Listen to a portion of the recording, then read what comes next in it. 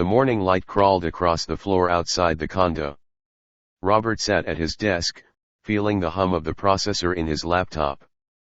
He was thinking about the character of Robin, the AGI who protected lives. In his mind, she was no longer just a program. She was a symbol of the fortress he was building for his 4 daughters. Minnie walked into the room with a fresh towel. "Virginia called from the clinic," she said softly. "She said the air quality is finally improving." Robert looked at the 6x9 layout on his screen. "It's about time the REM breathed again," he said. He checked the width of the current paragraph. The mono-spaced font kept everything in its place. He liked the discipline of the fixed characters.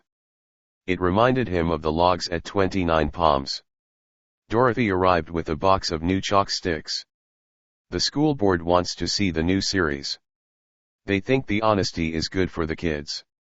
Robert felt a sense of relief that felt like a cool breeze in July. His past was a record, but his present was a living, breathing fact. Shirley set up her gear on the small dining table. She was opening a new file in Photoshop now.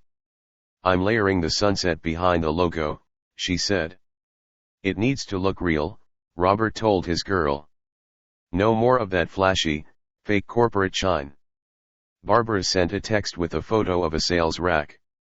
The mall murder was tucked between 2 bestsellers. "We are competing now," she wrote with a heart. The Towers were a unit, working in the trenches. They were not ivory tower royalty anymore.